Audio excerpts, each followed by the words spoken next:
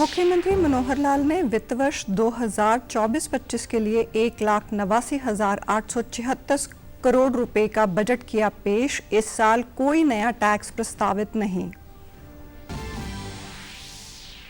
प्रदेशवासियों ने मुख्यमंत्री द्वारा पेश किए गए बजट को रोजगार, शिक्षा, महिलाओं और युवाओं को समर्पित बताया। कहा, आत्मनिर्भरता को मिलेगा बढ़ावा। बजट में की गई घोषणाओं का किया स्वागत।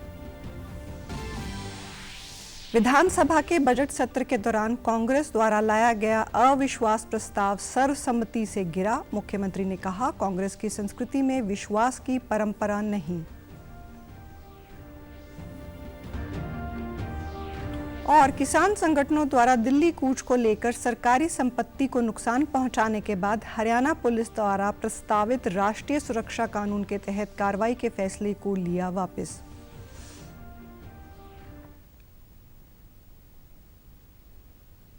नमस्कार, मैं हूं शैली तनेजा। अब समाचार विस्तार से। मुख्यमंत्री मनोहर लाल ने अपने दूसरे कार्यकाल का 5वां और अंतिम वार्षिक बजट पेश किया। अपने बजट अभिभाषण की शुरुआत सीएम ने राम मंदिर निर्माण को लेकर प्रधानमंत्री मोदी का आभार जताते हुए की। मुख्यमंत्री ने वित्त मंत्री होने के नाते प्रदेश का अब तक का सबसे बड़ा 1,89,876 करोड़ रुपए से ज्यादा का बजट पेश किया। उन्होंने इसे अमृतकाल का बजट बताते हुए कहा कि इसमें सभी वर्गों का ख्याल रखा गया है। ये बजट पिछली बार से 11% ज्यादा है और इसमें कोई भी नया कर नहीं लगाया गया है। इस दौरान मुख्यमंत्री ने 5 लाख से ज्यादा किसानों के कर्ज के ब्याज और पेनल्टी माफी की घोषणा करते हुए कहा कि जो किसान 30 सितंबर 2023 तक का कर्ज 31 मई 2024 तक जमा करवाते हैं, उनका ब्याज और पेनल्टी माफ होगी। उन्होंने कहा कि मैं किसान का बेटा हूं और किसान का दर्द समझता हूं। मैंने खुद हल चलाया और खेती की है। प्राथमिक ग्रामीण कृषि समिति यानी पैक्स ऋण समितियां पैक्स के माध्यम से किसानों को ऋण दिए जाते हैं। मैं 30 सितंबर 2023 तक लिए गए फसली ऋण पर 31 मई 2024 तक मूलधन का भुगतान करने पर ब्याज व जुर्माने की माफी की घोषणा करता हूं। जो डिफॉल्टर हैं उनकी संख्या भी इस समय 5,47,900 किसान हैं, जिनका मूलधन तो 2140 करोड़ रुपया है, लेकिन उनके पर ब्याज और पेनल्टी इस समय बकाया 1739 करोड़ रुपया हो गई है। इनको 1739 करोड़ रुपए की छूट की घोषणा करता हूं। मैं किसान हूं, किसान का बेटा हूं। आज भले छोटी किसानी मेरी होगी, मैं किसान हूं, मैं किसान के दर्द को समझता हूं, मैं किसान के दर्द को समझता हूं।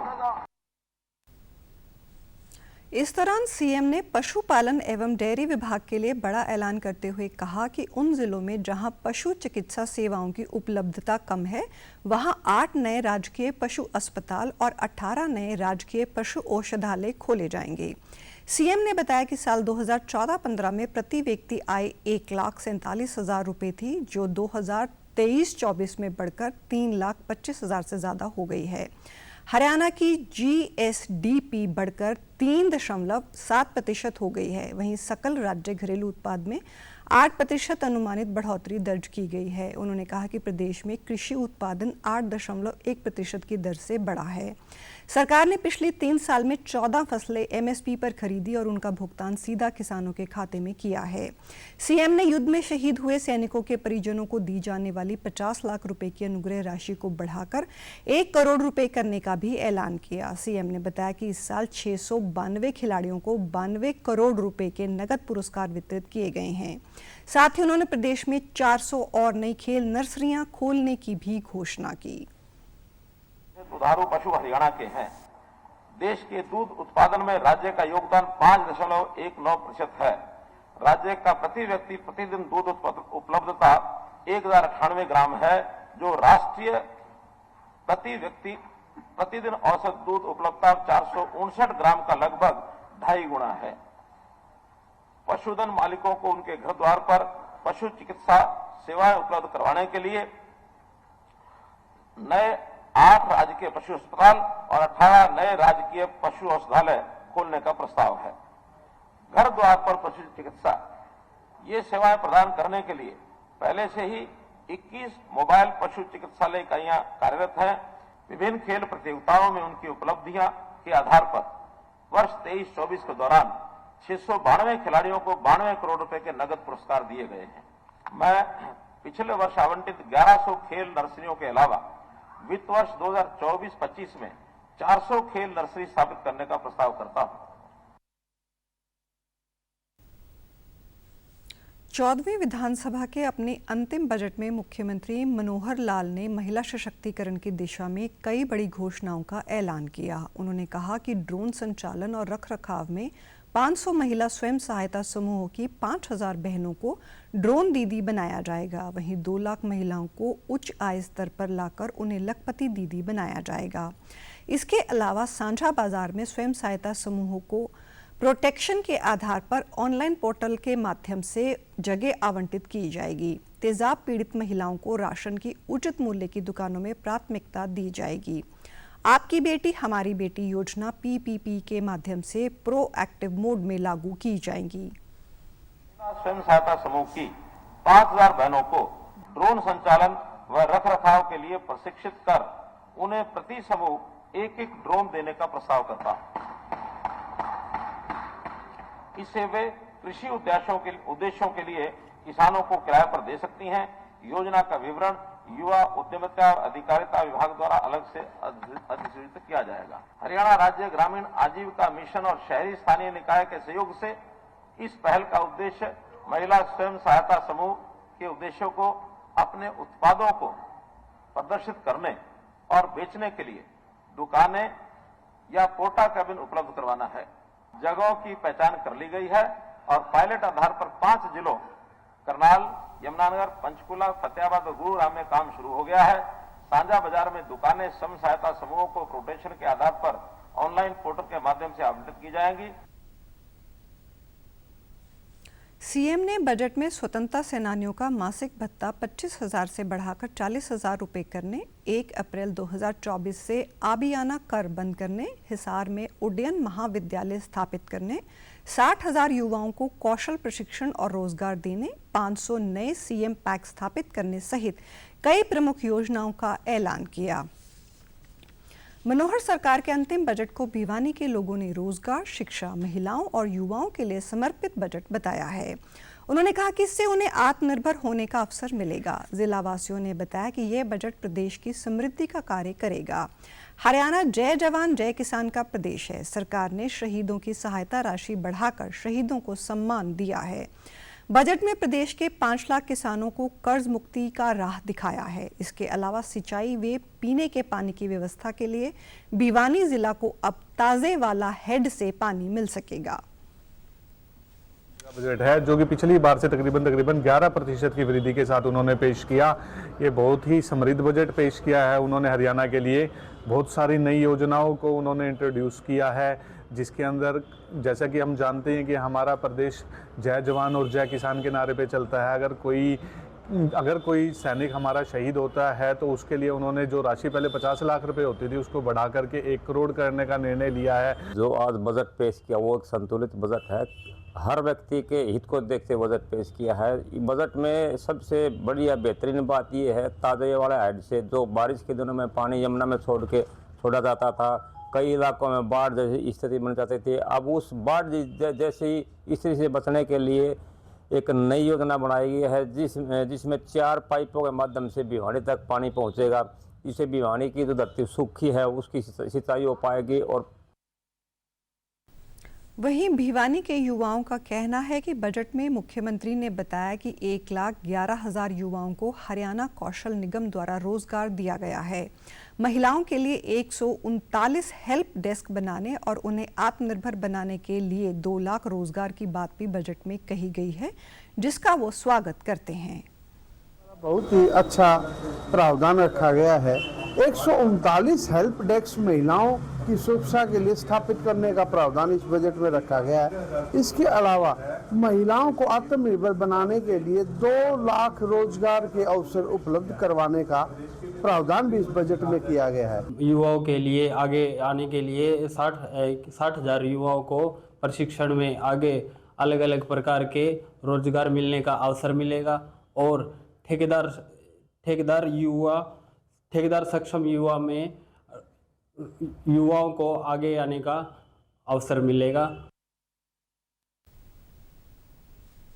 मुख्यमंत्री द्वारा आज पेश किए गए बजट को लेकर सिरसा की जनता ने खुशी जाहिर करते हुए मुख्यमंत्री का आभार जताया है।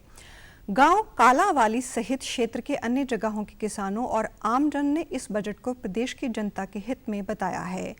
कालावाली निवासी किसान गुरसेवक सिंह ने बताया कि आज पेश किए गए बजट में 5 लाख से ज्यादा डिफॉल्टर किसानों के लिए ब्याज माफी की जो घोषणा की है वो काफी सराहनीय है। वो इसके लिए मुख्यमंत्री का धन्यवाद करते हैं। ਅੱਜ ਮੁੱਖ ਮੰਤਰੀ ਨੇ ਜੋ ਬਜਟ ਪੇਸ਼ ਕੀਤਾ ਹੈ ਉਸ ਦੇ ਵਿੱਚ 5 ਲੱਖ ਤੋਂ ਜ਼ਿਆਦਾ ਕਿਸਾਨ ਜੋ ਡਿਫਾਲਟਰ ਨੇ ਸੇ ਕਿਸਾਨ ਉਹਨਾਂ ਦਾ ਵਿਆਜ ਕਰਜ਼ ਮਾਫੀ ਦਾ ਫੈਸਲਾ ਲਿਆ ਬਹੁਤ ਹੀ ਸ਼ਲਾਘਾਯੋਗ ਹੈ। इसलिए ਅਸੀਂ मुख्य मंत्री साहब का बहुत ही धन्यवाद करते हैं। अच्छी बात ये की है कि किसानों के लिए कर्ज माफ़ी की बात की गई है, लेकिन कर्ज माफ़ी नहीं है, वो केवल ब्याज और पेनल्टी को माफ़ करने की बात है, और वो भी तब अगर आप कर्ज की पूरी राशि मई महीने से पहले लौटा देंगे।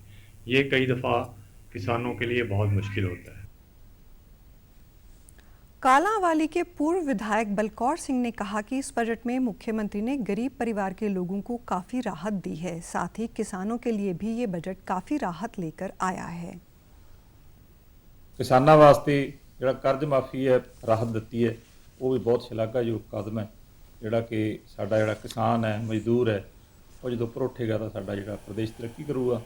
इसलिए अज का जिहड़ा बजट है होर भी बहुत सारिया सहूलतां जिहड़ियां सरकार ने आम गरीब परिवारों को किसानों को दित्तियां ने वो बहुत वधिया शलाघायोग ने।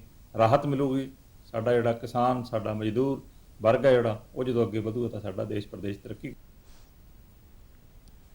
मुख्यमंत्री मनोहर लाल ने आज चंडीगढ़ में बजट पेश करने के उपरांत एक प्रेस वार्ता को संबोधित किया। सीएम ने कहा कि पिछले वित्त वर्ष की अपेक्षा इस बार का बजट 11.37% अधिक रहा। उन्होंने कहा कि हरियाणा की जीडीपी का अनुमान राष्ट्रीय जीडीपी से अधिक है। हरियाणा में प्रति व्यक्ति आय देश के प्रति व्यक्ति आय से काफ़ी अधिक है। राजकोषीय घाटा लगातार 3% से कम बना हुआ है और आगे भी प्रयास रहेगा कि इसमें और कमी लाई जाए। इस दौरान सीएम ने बजट में प्रस्तावित नई योजनाओं और पहले से चल रही योजनाओं का भी जिक्र किया। उन्होंने कहा कि मिशन 60,000 के अंतर्गत युवाओं को रोजगार दिया जाएगा। विद्यार्थियों को स्कूल से घर और घर से स्कूल तक जाने के लिए सुरक्षित परिवहन व्यवस्था शुरू की जाएगी। अगर स्कूल जाने वाले विद्यार्थियों की संख्या 25 है तो वहां रोडवेज बस की सेवा शुरू की जाएगी और कम संख्या होने पर अन्य साधनों की व्यवस्था की जाएगी।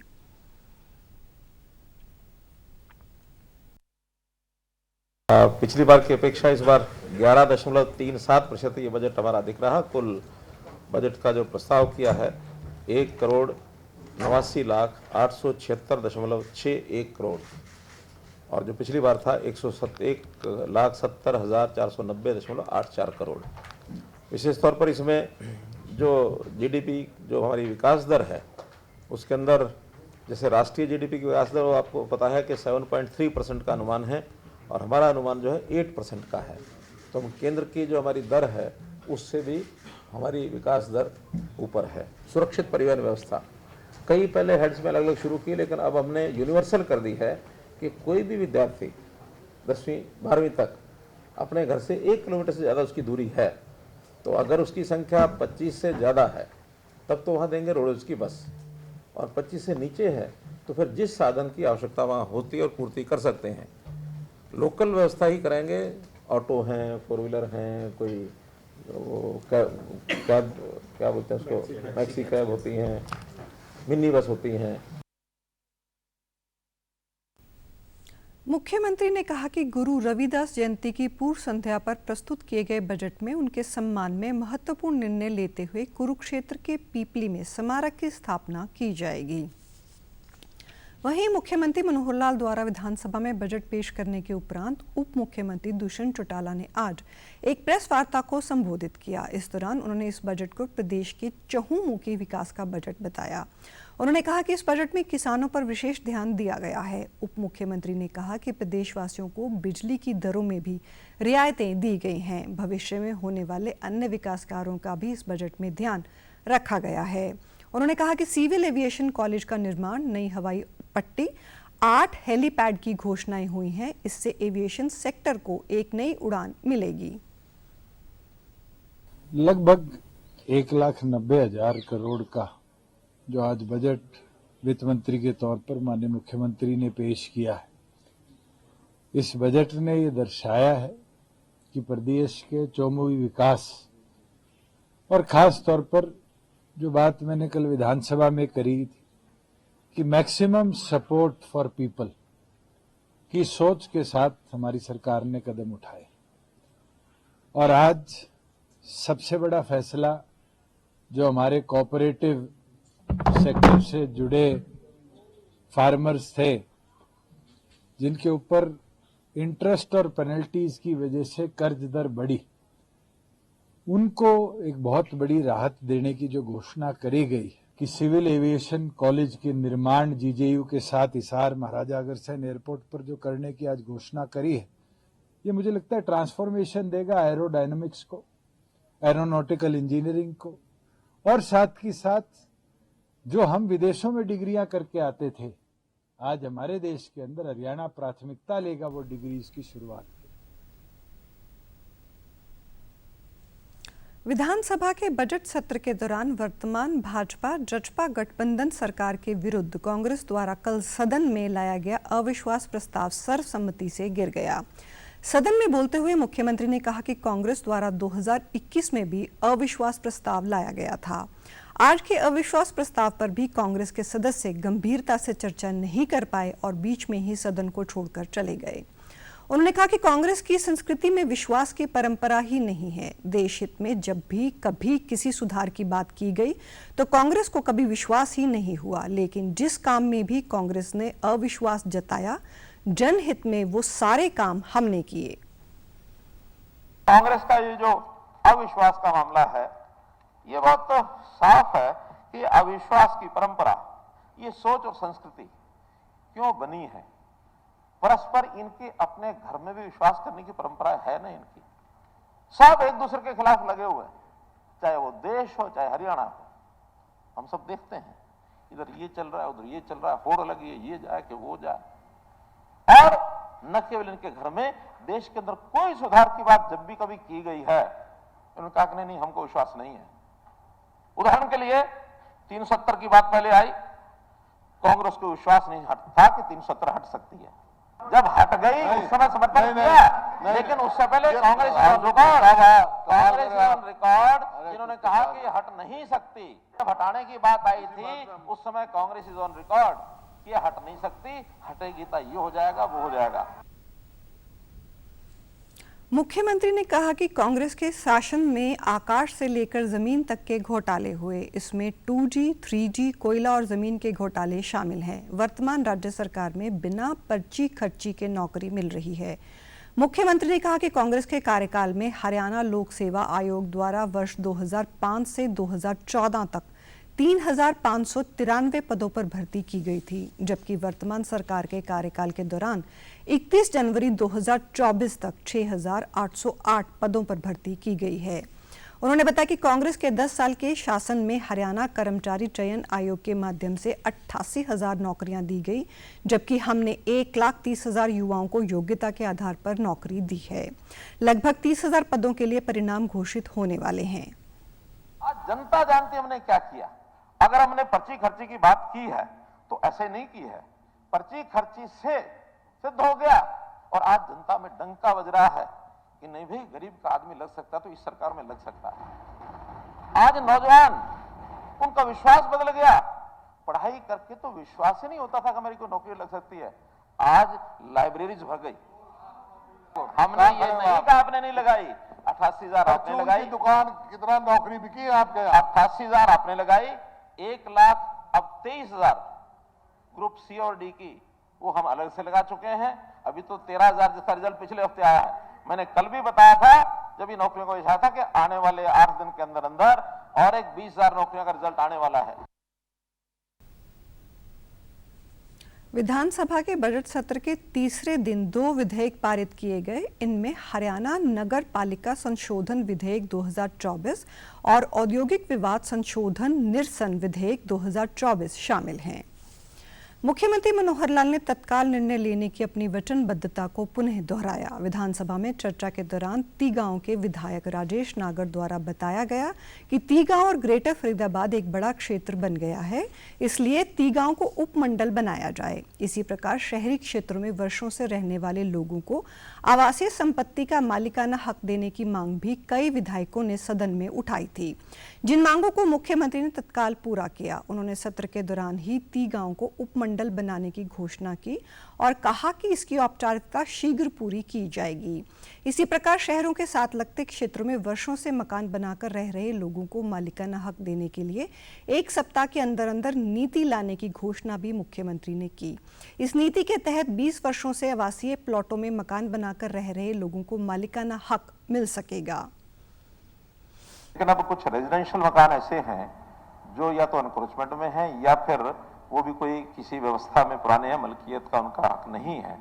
तो हम अगले 1 सप्ताह में एक पॉलिसी लेके आएंगे जिसमें ऐसे जो प्लॉट हैं उनको सबको रेगुलराइज करने के लिए पॉलिसी देंगे ताकि उनको 20 साल पुराने उनके मालिकाना हक उनको मिल सके। एक पॉलिसी। इसी प्रकार आज एक प्रश्न में हमारे विधायक तेगांव ने, राजेश जी ने विषय रखा था कि तेगांव या नया फरीदाबाद एक बहुत बड़ा एरिया अब वो बन गया है कि जिसमें हमको आवश्यकता भी है। वहाँ तहसील तो अलग है तेगांव की, लेकिन सब डिवीजन की मांग उन्होंने की थी। तो हमारे डिप्टी सीएम साहब ने उनको उस समय कहा भी था कि इसका विचार करेंगे, लेकिन विचार करने के बाद ये लगता है कि वहाँ उस सब डिवीजन की आवश्यकता की हम पूर्ति करेंगे। तो जो उसका एक जो उनके सिस्टम में यानी औपचारिकताएं हम पूरी करके और उस सब डिवीजन की मैं यहाँ घोषणा करता हूँ। गौरतलब है कि शहरी नगर पालिकाओं, नगर पार्षदों व नगर निगमों की संपत्तियों को 20 वर्षों से अधिक समय से लीज पर लेकर दुकान व अन्य व्यावसायिक संस्थान चलाने वाले लोगों को मुख्यमंत्री की पहल पर पहले ही मालिकाना हक दिया जा चुका है। किसान संगठनों द्वारा दिल्ली कूच को लेकर सरकारी संपत्ति को नुकसान पहुंचाने के बाद हरियाणा पुलिस द्वारा प्रस्तावित राष्ट्रीय सुरक्षा कानून के तहत कार्रवाई के फैसले को वापस ले लिया गया है। अंबाला रेंज के आईजी सिबाश कबीराज ने इसकी पुष्टि करते हुए ये जानकारी दी। अब नुकसान की भरपाई करने के लिए आंदोलनकारियों की संपत्ति को कुर्क और साथ ही बैंक खातों को सीज किया जाएगा। अंबाला के अतिरिक्त पुलिस अधीक्षक पूजा डबला ने बताया कि उच्च अधिकारियों ने किसानों पर NSA नहीं लगाने का फैसला लिया है। उन्होंने किसानों से शांतिपूर्ण प्रदर्शन करने का आह्वान किया। उच्च अधिकारियों द्वारा हमारे फैसला लिया गया है कि अभी हम इसका कोई भी प्रावधान लागू नहीं कर रहे हैं, किसी भी तरह का इसके NSA के तहत कोई एक्शन नहीं लिया जा रहा, कोई प्रावधान हम लागू नहीं कर रहे हैं। किसानों से मेरी यही अपील है कि लॉ एंड ऑर्डर हाथ में ना ले, कानून व्यवस्था को समझिए, शांति बनाए रखे, अननेसेसरी जो है किसी तरह का कोई हमारे लिए भी परेशानी ना करे। अगर लॉ एंड ऑर्डर मेंटेन रहेगा, शांति बनी रहेगी तो हमारी तरफ से कोई किसी तरह का अननेसेसरी एक्शन नहीं लिया जाए। पुलिस ने कहा कि किसान नेताओं के भड़काने पर शंभू बॉर्डर पर किसान पत्थरबाजी कर रहे हैं। इसकी वजह से 30 जवानों को चोट आई, 1 पुलिसकर्मी को ब्रेन हैमरेज हुआ और 2 की मौत हुई। पुलिस ने कहा कि दिल्ली कूच के लिए प्रदर्शन में कई किसान नेता सक्रिय भूमिका निभा रहे हैं। ये कानून व्यवस्था को बिगाड़ने का काम कर रहे हैं। भड़काऊ और उकसाने वाले भाषण देकर इंटरनेट मीडिया के माध्यम से प्रचार किया जा रहा है। आपराधिक गतिविधियों को रोकने और कानून व्यवस्था बनाए रखने के लिए किसान संगठनों के ऐसे पदाधिकारियों को नजरबंद करने की कार्रवाई प्रशासन द्वारा अब अमल में लाई जा रही है। रेलवे द्वारा विकसित भारत विकसित रेलवे विषय पर आयोजित की गई प्रतियोगिता में पलवल जिले के जनौली स्थित राजकीय कन्या उच्च विद्यालय की छात्राओं ने प्रथम स्थान हासिल किया है। विद्यालय के प्रधानाचार्य सोमेश कटारिया ने बताया कि रेलवे विभाग द्वारा करवाई गई प्रतियोगिता में निबंध, भाषण एवं पेंटिंग प्रतियोगिताओं का आयोजन किया गया था, जिसमें छात्राओं ने अलग अलग श्रेणियों में भाग लिया था और विजेता बनी। उन्होंने कहा कि इस प्रतियोगिता के माध्यम से छात्राओं को रेलवे के विकास व रेलवे की भूमिका के बारे में महत्वपूर्ण जानकारी प्राप्त हुई है। प्रधानमंत्री मोदी 26 फरवरी को वर्चुअल तरीके से विकसित किए गए रेलवे स्टेशनों और प्लेटफॉर्मों का शुभारंभ करेंगे। भारत विकसित रेलवे उसके तहत जो है ये प्रतियोगिताओं का आयोजन किया गया है और यहाँ पर जो जनोली गांव है उसका जो फाटक है उसके लिए जो कार्यक्रम आयोजित किया जाएगा 26 फरवरी 2024 को माननीय हमारे देश के प्रधानमंत्री श्री नरेंद्र दामोदर दास मोदी जी अपने कर कमलों के द्वारा वर्चुअल इसका उद्घाटन करेंगे और उसी दिन जो है वहाँ पर कुछ प्रतियोगिताएं भी आयोजित की जाएगी, जिसके लिए हमारे विद्यालय की छात्राओं की 2 टीमें जाएंगी, जो कि एक प्ले नाटक और एक डांस की प्रस्तुति वहाँ पर स्टेज के ऊपर करेंगे। प्रतियोगिता की विजेता छात्राओं ने बताया कि उन्हें इस प्रतियोगिता से रेलवे के बारे में कई जानकारियां हासिल हुई हैं। उन्होंने विभिन्न प्रतियोगिताओं में प्रथम स्थान हासिल करने पर खुशी जताते हुए कहा कि आज हमारा देश विकास कर रहा है, जिसमें रेलवे की अहम भूमिका है। प्रतियोगिता हुई थी जिस मैंने स्पीच में भाग लिया था, जिसमें मुझे फर्स्ट पोजीशन प्राप्त हुई। मुझे इस पोजीशन से बहुत खुशी हुई। इस प्रकार मैंने भारत विकसित रेलवे के ऊपर एक स्पीच तैयार की है। भारत विकास की राह पर रेलवे बुनियादी ढांचे में बदलाव लाने के लिए तैयारी कर रहा है। कुछ दिन पहले हमारे यहाँ रेलवे के ऊपर प्रतियोगिता हुई थी, जिसमें मैंने फर्स्ट पोजीशन प्राप्त की है। मैं इससे बहुत खुश हूँ कि मैंने फर्स्ट पोजीशन प्राप्त की है। हमारे स्कूल में कुछ दिन पहले एक प्रतियोगिता कराई गई थी, उसमें मैंने पेंटिंग में प्रथम स्थान प्राप्त किया था। हमारा विषय है विकसित भारत विकसित रेलवे। उधर फरीदाबाद के राजकीय कन्या उच्च विद्यालय की छात्राएं भी रेलवे विभाग द्वारा विकसित भारत विकसित रेल विषय पर आयोजित प्रतियोगिता में विभिन्न कैटेगरी में विजेता बने। विजेता छात्राओं ने इस प्रतियोगिता के लिए प्रधानमंत्री नरेंद्र मोदी का धन्यवाद करते हुए कहा कि इससे उन्हें रेलवे के इतिहास की महत्वपूर्ण जानकारियां हासिल हुई हैं।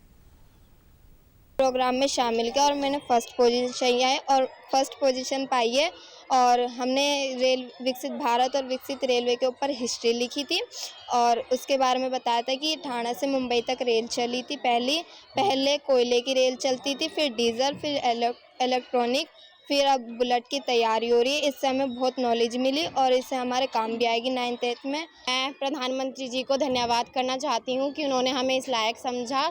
हमारे स्कूल में विकसित भारत विकसित रेल के ऊपर कंपटीशन हुआ था, जिसमें कि रेलवे कर्मचारी आए थे। उन्होंने हमें इस बारे में बताया और मैंने पोस्टर मेकिंग में भाग लिया, जिसमें कि मैंने प्रथम अंक प्राप्त किया। हमारे प्रधानमंत्री जी का बहुत बहुत धन्यवाद करती हूँ कि इस अमृत महोत्सव में उन्होंने हमें भागीदारी बनाया और विकसित भारत विकसित रेल के लिए हमें इस लायक समझा कि हम इसमें पार्टिसिपेट कर सकें।